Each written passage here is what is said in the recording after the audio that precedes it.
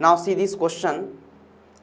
RB a relation on the set of natural numbers capital N defined by x r y. इसका मतलब क्या होता है कि x is related with y. यानी इसके पहले मैंने आपको बताया था कि रिलेशन में ऑर्डर पेयर्स कंटेंट होते हैं. रिलेशन में ऑर्डर पेयर्स कंटेंट होते हैं. एंड अगर अपन टू सेट्स के कार्टेशियन प्रोडक्ट के लिए, दो सेट्स के कार्टेशियन प्रोडक्ट के लिए अगर रिलेशन लिख रहे हैं तो रिलेशन में ऑर्डर पेयर्स कंटेंट होंगे. अगर अपन तीन सेट्स के लिए या तीन सेट्स के कार्टेशियन प्रोडक्ट के लिए रिलेशन लिख रहे हैं तो रिलेशन में ऑर्डर ट्रिपलेट कंटेंट होंगे.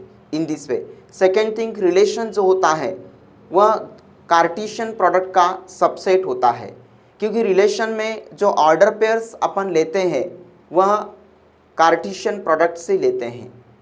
रिलेशन में जो ऑर्डर पेयर्स कंटेंट होते हैं या रिलेशन के लिए जो ऑर्डर पेयर्स लेते हैं वह अपन कार्टेशियन प्रोडक्ट से लेते हैं. इसीलिए रिलेशन आर को क्या कहते हैं? कार्टेशियन प्रोडक्ट का सबसेट कहते हैं. ठीक है, तो यहाँ पे x plus 2y is equal to 41 for all x, y belongs to capital N, find the domain and the range of R. अभी अपन ने थोड़ी देर पहले यहाँ पे डोमेन और रेंज डिस्कस किए. ठीक है, तो रिलेशन R में जो ऑर्डर पेयर्स कंटेंट होते हैं उस ऑर्डर पेयर का पहला एलिमेंट डोमेन को बिलोंग करता है और उसका जो सेकेंड एलिमेंट है वो रेंज को बिलोंग करता है. तो सबसे पहले यहाँ पे देखो क्या है कि सॉल्यूशन ऑफ क्वेश्चन नंबर 1. सबसे पहले यहाँ पे इस टाइप से एक रिलेशन को डिफाइन किया गया है x, y, और ये जो ऑर्डर पेयर है इस ऑर्डर पेयर को बनाने के लिए यहाँ पे एक इक्वेशन दिया है. क्या दिया है? x plus 2y is equal to 41. ठीक है, इस रिलेशन R में ये जो ऑर्डर पेयर्स कंटेंट होते हैं, रिलेशन में क्या कंटेंट होते हैं? Order pairs. अगर दो सेट्स के कार्टेशियन प्रोडक्ट के लिए रिलेशन बना रहे हैं तो रिलेशन R में ऑर्डर पेयर्स कंटेंट होंगे. तो यहाँ पे ऑर्डर पेयर ही है, x is related with y. तो इस रिलेशन के लिए जो ऑर्डर पेयर्स बनाना है, इस ऑर्डर पेयर्स को बनाने के लिए इस तरह का एक इक्वेशन, एक कंडीशन दिया है. और इस इक्वेशन में ये जो x और y का वैल्यू लेना है वो x और y का वैल्यू कहाँ से लेना है?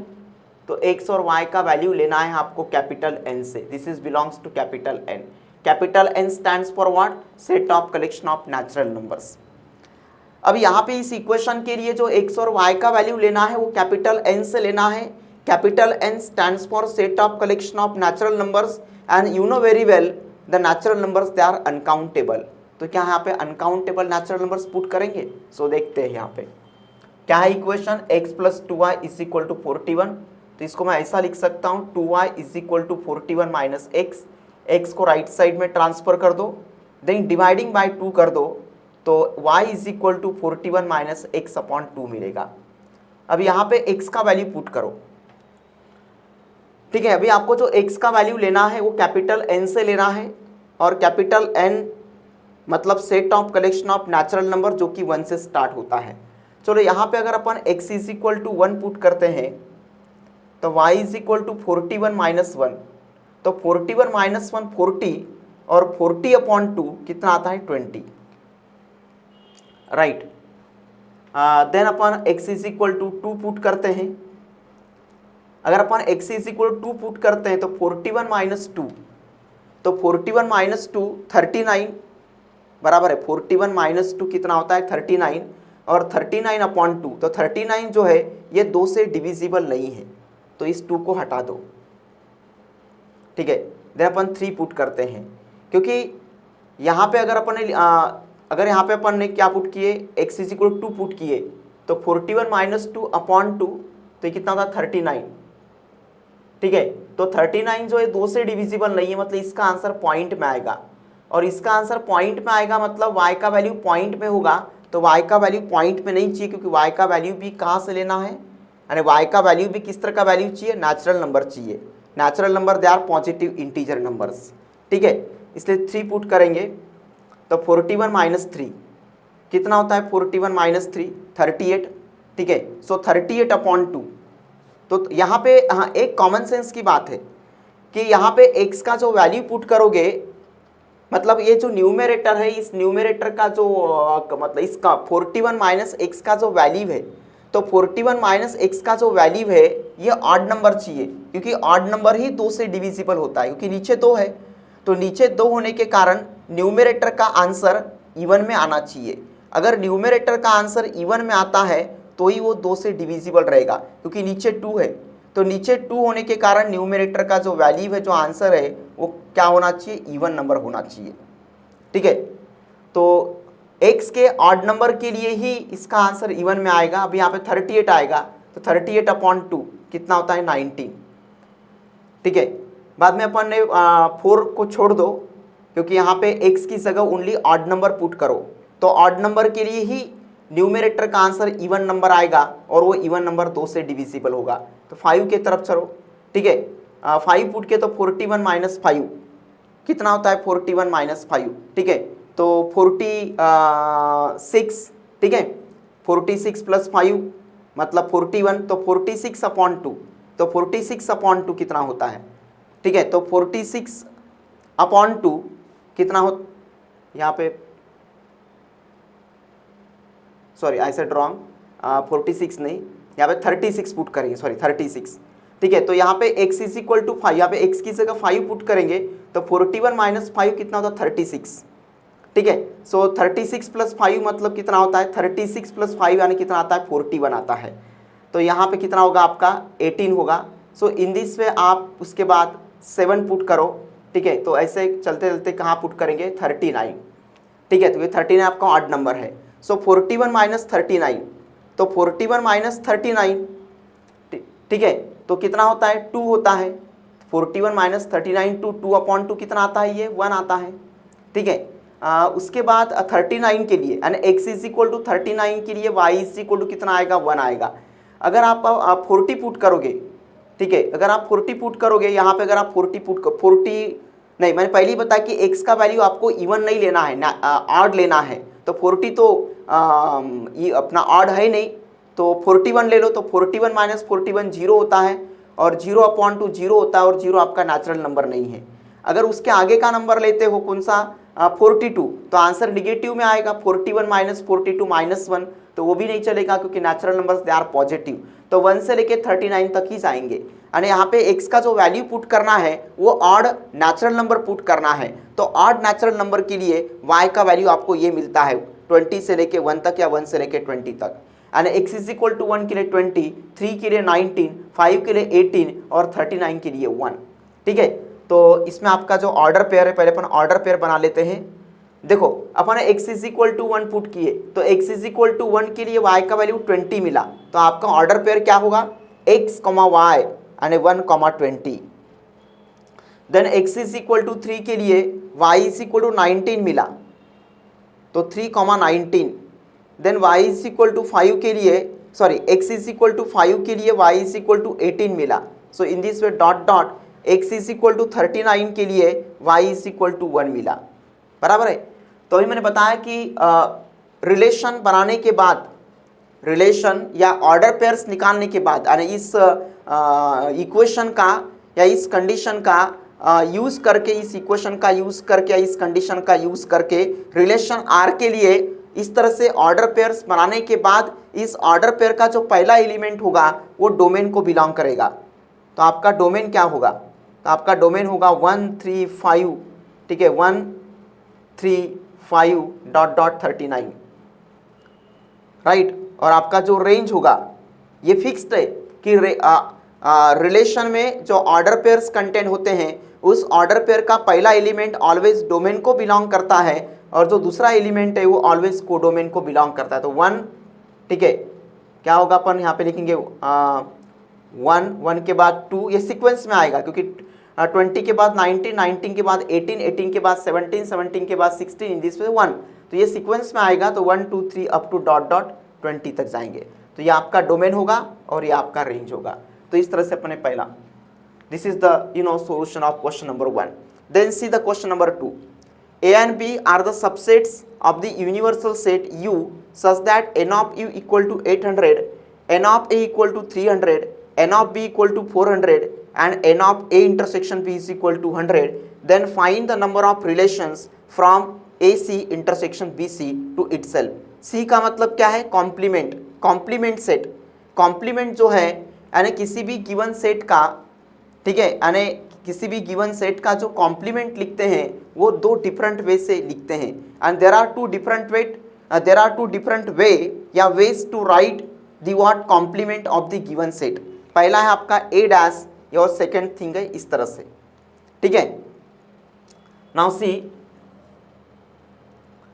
The solution of question number 2। तो इसमें क्या क्या चीज दिया है पहले वो लिख लेते हैं अपन। क्या दिया इसमें? एन ऑफ यू दिया है, कितना दिया है? एन ऑफ यू 800 दिया है।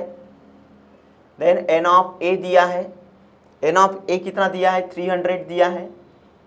देन एन ऑफ बी कितना है आपका? 400 है, right. N of A intersection B, तो n of A intersection B कितना आपका? 100 है, ठीक है, इस तरह से दिया है। N of A intersection B is equal to what? 100, 800, 300, 400 and 100. So find the number of relations from AC intersection BC to itself. तो itself का मतलब क्या है कि AC इंटरसेक्शन BC का रिलेशन इसके खुद के साथ बनाना है, ठीक है। देखो अगर अपने को रिलेशंस बनाना है यानी किसी गिवन सेट के लिए, किसी भी गिवन सेट मतलब देखो जो रिलेशंस होता है, देखो रिलेशन में ऑर्डर पेयर कंटेंट होते हैं या ऑर्डर ट्रिपलेट कंटेंट होते हैं। रिलेशन जो होता है वह कार्टेशियन प्रोडक्ट, दो सेट्स या तीन सेट्स या उससे अधिक सेट्स के कार्टेशियन प्रोडक्ट का वो सबसेट होता है। अगर अपन ने दो सेट लिए तो you know the number of relations from the set x to y is, यानी कैसे कैलकुलेट करते हैं? नंबर ऑफ सबसेट्स, क्योंकि number of relations not subsets, ठीक है। नंबर ऑफ सबसेट्स यानी कलेक्शन ऑफ सबसेट्स, तो collection of subsets of the given set called as the power set. यानी गिवन सेट के लिए, किसी भी एक गिवन सेट के लिए जो नंबर ऑफ सबसेट्स लिखते हैं या किसी भी गिवन सेट के लिए जो नंबर ऑफ सबसेट्स का जो कलेक्शन होता है उसको पावर सेट कहते हैं, राइट। लेकिन नंबर ऑफ रिलेशंस, ठीक है, तो नंबर ऑफ रिलेशंस कहाँ से डिटरमाइन करते हैं? कार्टेशियन प्रोडक्ट के, दो सेट्स के कार्टेशियन प्रोडक्ट से रिलेशन को डिटरमाइन करते हैं। यानी number of relations from set x to set y, ठीक है, r कैसे निकालते हैं? 2 to the power of n of x into n of y, इस तरह से निकालते हैं, ये फार्मूला है। यानी नंबर ऑफ रिलेशंस निकालने का, यानी दो सेट्स के कार्टेशियन प्रोडक्ट के लिए, दो सेट के कार्टेशियन प्रोडक्ट के लिए नंबर ऑफ रिलेशंस निकालने का ये फार्मूला है, ठीक है, 2 to the power of n of x into n of y। But यहाँ पे अपने को जो नंबर ऑफ रिलेशंस निकालना है वह AC इंटरसेक्शन BC, मतलब यही आपका n ऑफ x है और यही आपका n ऑफ b है। क्या है? यही आपका n ऑफ x है और यही आपका n ऑफ b है। मतलब क्या होगा इसमें? 2 to the power of n of AC intersection BC multiplied by n of AC intersection BC। यानी यही आपका डोमेन है और यही आपका कोडोमेन है। यानी find the number of relations from AC intersection BC to itself, मतलब यही डोमेन यही कोडोमेन, यानी करता धरता सब कुछ यही है। इट मीन्स क्या होगा? n ऑफ x यही होगा और n ऑफ y भी यही होगा, ठीक है। तो सबसे पहले आपको इसके लिए क्या करना है? नंबर ऑफ एलिमेंट्स निकालना है। अब इसके नंबर ऑफ एलिमेंट्स कैसे निकालेंगे? देखो AC इंटरसेक्शन BC, ठीक है। अब देखो यहाँ पे डी मॉर्गन्स लॉ यूज करो, अपन इसके पहले डी मॉर्गन्स लॉ वगैरह पढ़े हैं, ठीक है। तो डी मॉर्गन्स लॉ यूज करते हैं, मतलब ये C को अगर अपन कॉमन निकालते हैं, ठीक है, तो ये इंटरसेक्शन का क्या होगा? आपका यूनियन होगा, इस तरह से। यहाँ से अगर अपन ये जो कॉम्प्लीमेंट है, मतलब ये जो देखो मैंने बताया कि किसी भी गिवन सेट का कॉम्प्लीमेंट लिखने के दो डिफरेंट वे है। पहले ये ऐसा या फिर इस तरह से लिखते हैं, दोनों याद रखो। तो यहाँ पे डी मॉर्गन्स लॉ यूज करो, मतलब C को कॉमन ले लो। अगर अपन C को कॉमन लेते हैं या अगर डैश होता है तो डैश को अगर कॉमन लेते हैं तो इंटरसेक्शन का यूनियन होगा। इसको बोलते हैं डी मॉर्गन्स लॉ, यानी by what? De Morgan's law, ठीक है, De Morgan's law. Second thing मैंने आपको एक बताया था कि देखो n of A is equal to n of U minus n of A dash, ये मैंने एक लॉ बताया था। ठीक है, इसको हम ऐसे भी लिख सकते हैं, n of A dash is equal to, है ना, n of A dash is equal to n of U minus n of A. ठीक है, तो ये है आपका n of A union B dash. तो A union B dash equal to क्या होगा, एन ऑफ यू, यहाँ पे लिखेंगे अपन n of U minus n of A union B, इस तरह से लिखेंगे। आपका एन ऑफ यू कितना है, तो आपका एन ऑफ यू है 800। ठीक है, और एन ऑफ यू है आपका 800 और ए यूनियन बी, तो n of A union B नहीं दिया है, एन ऑफ यू दिया है, एन ऑफ ए दिया है, एन ऑफ बी दिया है, n of A intersection B दिया है, but n of A union B नहीं दिया है। तो आपको ये n of A union B अलग से निकालना है, तो उसके लिए मैंने कुछ, इसके भी मैंने कुछ फार्मूले लिख के दिया है। ठीक है, तो n of A union B निकालना है तो आपको यूज करना पड़ेगा एडिशन थ्योरम, यानी क्या है, n of A plus n of B minus n of A intersection B. या वैल्यूज पुट करो, एन ऑफ ए 300, ये 300 प्लस 400 कितना होता है 700, माइनस कितना ये 100, यानी कितना आता है ये 600। इसको नंबर 1 दे दो। ठीक है, तो आपको किस चीज़ का वैल्यू मिलेगा यहाँ पे, ये यानी A C intersection B C and n of this is equal to, यहाँ पे लिखते हैं अपन फ्रॉम वन, इसको नंबर 1 दिया है, राइट।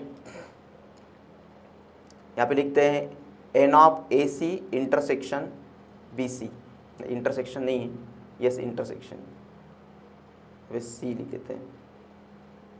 ठीक है, मतलब यहाँ पे अपन ने डी मॉर्गन्स लॉ यूज किए, इस तरह से लिखे।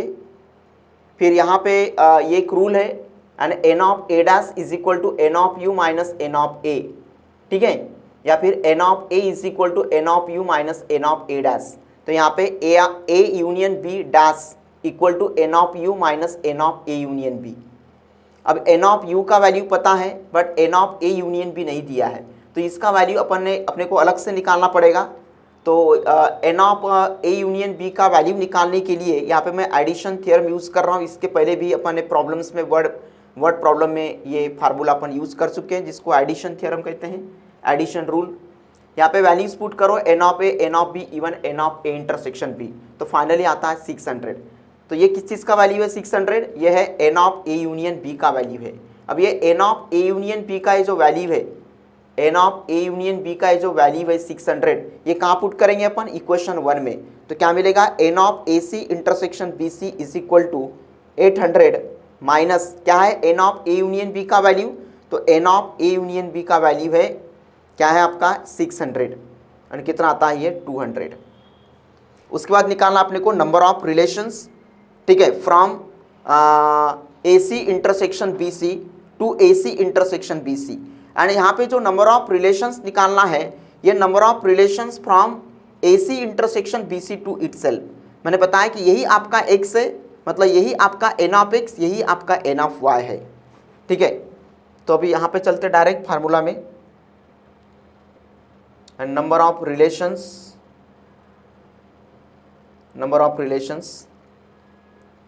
आर, क्या होगा formula, 2 to the power of n of A C intersection B C into n of A C intersection B C.